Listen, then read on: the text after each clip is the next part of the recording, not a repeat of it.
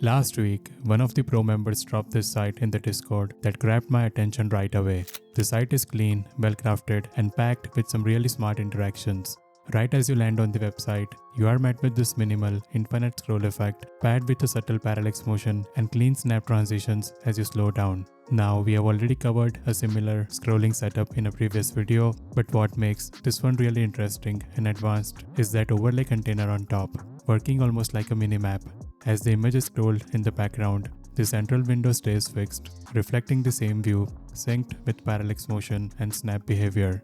And it's not just visual, the project info updates too. Each time the scroll snaps into place, the corresponding content updates in real time inside the minimap.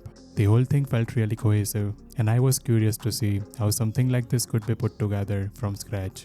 So over the weekend, I sat down and after a few hours of experimenting and refining, I ended up with this fully functional version of that scroll experience built from the ground up using just HTML, CSS, and JavaScript. It includes the infinite scroll loop, smooth parallax motion, snapping behavior, and a synced minimap layer that mirrors the background images and updates content as you scroll.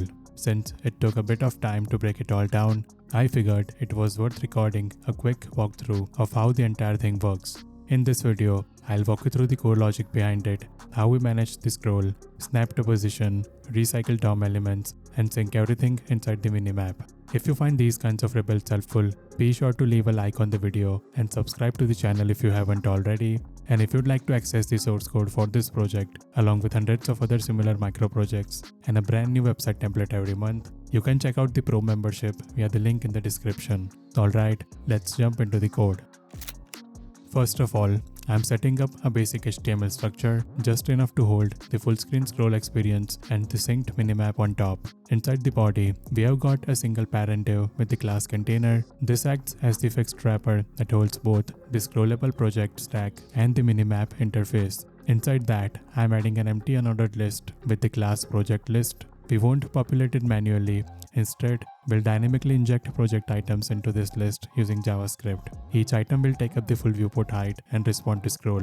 Next, just after the list, I'm creating a div with the class minimap. This is the white box UI that stays fixed in the center of the screen. It gives us a tiny preview of the scrollable content.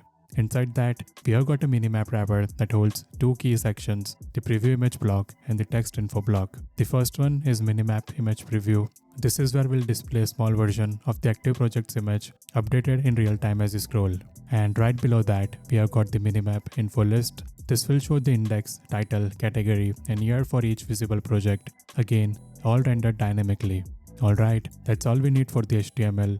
Next, let's jump into the CSS and set up the core layout and styling rules. First of all, I'm importing the interfont from Google Fonts. This will serve as the primary typeface across the entire layout, giving everything a clean, modern look. Then, I'm applying a global reset using the universal selector. This removes default margins and paddings and sets box sizing to border box, which just makes layout sizing more predictable as we go. Next, I'll set the body to use the interfont we just imported. For images, I'm making sure they will fill their containers completely using width and height and setting object fit cover to maintain the correct aspect ratio without stretching. Then, for all the paragraph tags, I'm applying a few small typographic adjustments. I'm transforming the text to uppercase, tightening up the font size and weight, and slightly adjusting the letter spacing to get a bold, compact label style. The container is fixed to the full screen and has overflow hidden. This acts as our root wrapper, holding all the parallax layers in place. Then, each individual project item is absolutely positioned, sized to fill the viewport, and set up with fill change transform. That hint tells the browser this element will move frequently, which helps improve scroll performance. Next, I'm styling the minimap, which floats in the center of the screen.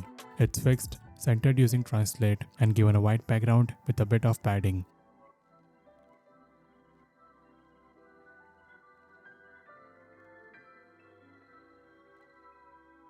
Inside that, we have the minimap wrapper, which is relatively positioned and sized to fill the full minimap box. This acts as a wrapper for the preview image and the scrolling metadata. Now, I'll style the minimap image preview. It's absolutely centered using top, left, and translate, and sized to take up a portion of the minimap's width. This is the image slot that mirrors the currently focused project. Then comes the Minimap image item, which sits inside the preview block. Each one is absolutely positioned and set up with fill change transform to enable smooth motion during scroll. And for the images inside both Minimap image item and project, I am scaling them up slightly and setting them to position relative. This gives us room to animate them using parallax offsets later on. Now I'll style the Minimap info list. It's relatively positioned, fills the full height, and has overflow hidden so we can animate text blocks vertically inside it. Each Minimap item info represents a single set of metadata. It's absolutely positioned, uses flex column layout, and is spaced out vertically using justify content space between. Inside Minimap item info, we have got 2 rows. Each one is styled with display flex and justify content space between, so the title, category, year, and index are spaced evenly across the row. Finally, I'll set up a quick media query for smaller screens. When the viewport is narrower, we shift the Minimap image preview to the right edge instead of centering it and update the translate logic accordingly. And inside the info rows, we change the layout from horizontal to vertical, stacking each label on top of the other so everything stays readable on mobile. That wraps up the CSS styling, from global resets to scroll layers to the center fixed minimap and its responsive layout. Next, we'll jump into the JavaScript and start setting up the scroll engine, dynamic content rendering, and parallax calculations. First of all, I'll set up a small dataset that we'll use to populate both the scrollable project stack and the minimap preview. I'm creating an array called project data, and inside it, I'll define 5 objects, each one representing a unique project. Each object includes 4 properties, a title, an image path, a category, and a year. These are the values we'll use to build out the scroll visuals, display project metadata in the minimap, and apply parallax animation to each image. Later on, we'll map these entries to infinite scroll indices, so even with just 5 entries, we can loop through them endlessly in both directions. Alright, that sets up the project data source. Next, we'll define the global config and state variables that powers the scroll engine. So I'll define a global config object first. This is where we'll store the core tuning parameters that control the scroll behavior and animation smoothness. First, we have got scroll speed. This controls how fast the scroll responds to mouse or touch input. A lower value means slower, smoother motion, while higher values would feel more snappy and aggressive. Then we have lerp vector. This controls how quickly the scroll interpolates toward the target position. Next is buffer size. This tells us how many project items we want to render above and below the current view. We are not rendering everything at once, so this buffer gives us just enough DOM elements to fill the screen and a few extras for seamless scrolling. Then there is max velocity, which limits how fast the scroll can accelerate. And finally, snap duration. This defines how long it takes to animate into a snapped position after the scroll slows down. We'll use this to lock into the nearest project smoothly. After that, I'll define a global state object. This holds all the dynamic values that change over time as the scroll engine runs. We'll start with 2 key properties, current Y and target Y. These represent the actual and desired scroll positions. The scroll will always interpolate between them using lerp. Then there is a flag which keeps track of whether the user is actively dragging on touch. Next, I'm setting up 3 map objects, projects, minimap, and minimap info. Each of these will store dynamically created DOM elements for the scroll layers and the minimap. We use maps so we can easily add and remove elements by index as we scroll. After that, I am storing 2 height values, project height and minimap height.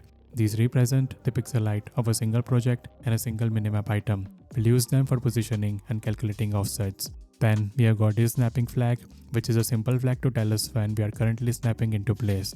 Right below that, I have added a snap start object. This stores the time the snap started, the Y position we started from, and the target Y value we want to snap to. We'll use this for animating the snap smoothly with easing. And finally, there is last scroll time. This keeps track of when the user last interacted with scroll, so we can trigger a snap if they have stopped scrolling for a moment. Now that the config and state are ready, I'll create a helper function called lerp. This stands for linear interpolation. It takes in a start value, an end value, and a factor, and returns a new value somewhere between the two. In our case, we'll use this to smoothly transition the scroll position instead of jumping instantly. It glides between frames using lerp factor from our config. That finishes the setup for configuration, state, and interpolation. Next, we'll build the parallax system and the dynamic element creation logic. First of all, I'm creating a utility function called createParallax. It takes in an image element and a height value and returns an object with a single update method that we'll call on every frame. Inside this function, I am declaring a local current variable. This stores the current vertical offset we are applying to the image. In the update method, we first calculate the target position. Here is how it works. We take the current scroll value and element's index and multiply it by the height of each item to figure out how far away this item is from the scroll origin. We multiply that by a parallax vector, in this case 0.2, to get a subtle vertical offset that moves lower than the scroll itself. Then we interpolate from the current to target using the lerf function. This softens the movement and prevents sharp jumps between frames. And finally, if the difference between current and target is large enough, we apply a transform to the image, shifting it vertically and scaling it up slightly. That's what gives us that layered cinematic scroll effect. Next, I'm creating a helper called getProjectData. This takes in an index and returns the corresponding project data from our static array. Since we have only 5 items in the array, but we are simulating infinite scroll in both directions, this function wraps the index using modulo math. This ensures we always get a valid entry from the dataset, no matter what scroll index we are currently looking at. Now I'll define the createElement function. This is the core function that generates DOM elements on demand as you scroll. It takes in a scroll index and type, which can be either main, minimap, or info. Inside this function, I'm creating a map of maps. Each type points to one of the map objects we stored earlier in state. Then I'm checking if an element for the current index already exists inside the corresponding map. If it does, we return early. This avoids creating duplicates during scroll. Next, I grab the project data and store it in a variable called data. Then I calculate a formatted project number using the same wrapping logic as before, just like how we format 2-digit slide counters. I pad the result with a leading 0, so it always appears as 2 digits like 01, 02, 03, and so on. Now let's handle the main type. If the type is main, I create a new div with the class project. Inside that, I inject an image tag that pulls the image path and title from the object data. Then I append this new element into the project list container in the DOM. And finally, I store the element along with a fresh Parallax instance into the project state map using the scroll index as the key. This will allow us to update it smoothly on every frame later on. Next, if the type is Minimap, I follow a similar approach. I create a new div with the class Minimap image item and insert an image element inside it. Then I append it into the Minimap image preview container and store the element along with a Parallax handler into the Minimap state. The only difference here is that we use the Minimap height instead of the project height when calculating Parallax, so it stays in sync with the scaled down preview. Finally, for all the other types, which means info, I am generating the metadata block that shows up next to the preview image. I create a new div with the class minimap item info and build out 2 info rows inside it. The first row shows the project number and title, the second row shows the category and year. Then I append this entire info block into the minimap info list container and store the element in the minimap info map for easy access during scroll. That's the complete element creation logic for the scrollable project views, the minimap images, and the corresponding text metadata. Everything is created dynamically based on scroll index and stored for smooth rendering, cleanup, and updates. Next, I'll create an initial set of elements before starting the animation loop. I run a loop from negative buffer size to buffer size, and for each index, I call createElement 3 times. One for the main scroll view, one for the minimap image, and one for the info panel. This gives us just enough visible content to fill the screen and preload a few elements above and below, so scrolling feels seamless from the very first frame. Next, we'll move on to how we sync these elements during scroll and how we clean up anything that falls out of view. So next, I'm creating a function called syncElements. This function handles 2 things. First, it adds any elements that need to appear in the viewport, and second, it removes anything that's scrolled too far out of view. We start by figuring out where we are in this scroll. I calculate the current index by taking the negative of target y and dividing it by the project height. Then I round that value to get the index of the project closest to the center of the screen. From there, I calculate a min and max range using the buffer size. This tells us how far above and below the current item we should generate DOM elements. Then I run a loop from min to max, and for each index, I call createElement 3 times, once for the minimap image and once for the info block. These 3 calls ensure that all synced parts of the UI are generated together, even if we scroll quickly or skip items. After that, I loop through each of the map objects, the main projects, the minimap, and the metadata. For each map, I check the index of every item. If it falls outside the buffer range, meaning it's above min or below max, I remove the corresponding DOM element and delete it from the map. This keeps our page lightweight and performant no matter how far the user scrolls. Now I'll define a function called snap2project. This gets triggered after the user stops scrolling. It gently pulls the scroll into alignment with the nearest project. I start by setting is snapping to true. Then I store the current time and the scroll position we are snapping from, and then calculate the snapped position we want to end up at. We do that by dividing target y by the height of one project, rounding it, and multiplying back so we land on a clean full height multiple. Next, I am defining an update snap function. This handles the smooth motion between the current and snapped scroll positions. I first calculate how far along we are in the animation based on how much time has passed since the snap started. Then I apply simple easing function. This one uses a cubic ease out formula to make the snap start quickly and slow down toward the end. We use this eased value to interpolate between the start and target positions, updating target y every frame. Once the snap completes, we turn off the snapping flag. Now, I'll define a function called update positions. This handles the actual positioning of each visible item on the screen, both in the main scroll and in the minimap.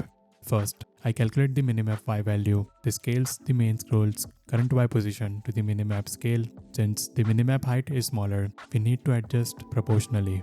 Then, I loop through all the main project items. Each one gets a vertical translate y based on its index and the current scroll position. And I also update its parallax effect by passing in the scroll state.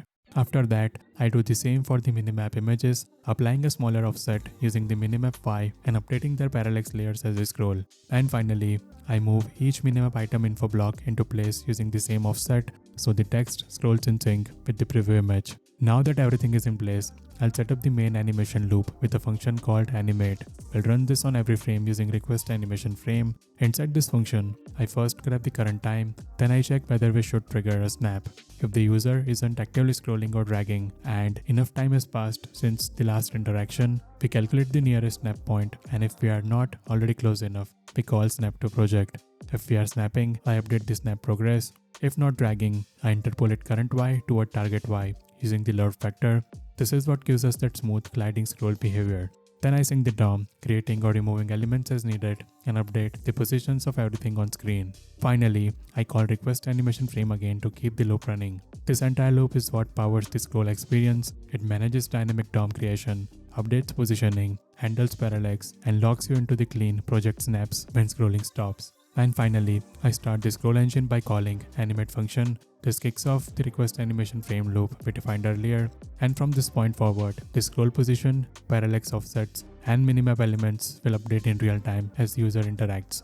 Next, we'll wire up the input handlers for mouse wheel, touch drag, and resizing so the scroll engine can respond to user interaction. First, I'm setting up a wheel event listener on the window. Whenever the user scrolls with the mouse, we want to update the scroll target manually, so I prevent the default browser behavior. Then I stop any active snapping so we don't override user input while they are scrolling. I also update the last scroll time. This helps us detect inactivity later when we want to snap automatically. Then I calculate the scroll delta. I multiply the raw delta y value from the event by our scroll speed from config and clamp it within a maximum and minimum range to avoid scroll spikes. Finally, I subtract that delta from target y, which tells the scroll engine to move in that direction on the next frame. By keeping this passive flag set to false, we ensure that we can intercept and control scroll behavior directly. Next, I'm setting up the touch handlers for drag style scrolling on mobile or touch screens. On touch start, I mark is dragging as true and cancel any snapping that might be running. I also store the initial touch Y position and the current scroll position at the start of the drag. This gives us reference to calculate movement as the finger moves. Then on touch move, I first check if dragging is active. If it is, I calculate the distance the finger is moved vertically and apply that to the stored scroll position. I scale the movement by 1.5x to make the drag feel a bit more fluid. We also update the last scroll time again, just like with the mouse wheel, so the snap logic knows we are still interacting. Finally, on touch end, I reset ease dragging back to false. Now I'll handle window resizes. Anytime the viewport height changes, I update project height inside our state object, so all position calculations reflect the new screen size. Then I call update positions to re-render everything with the new measurements. This ensures the scroll logic and minimap stays accurate even if the user rotates their device or resizes the window. That's the full build. Hope you found the video helpful. See you in the next one.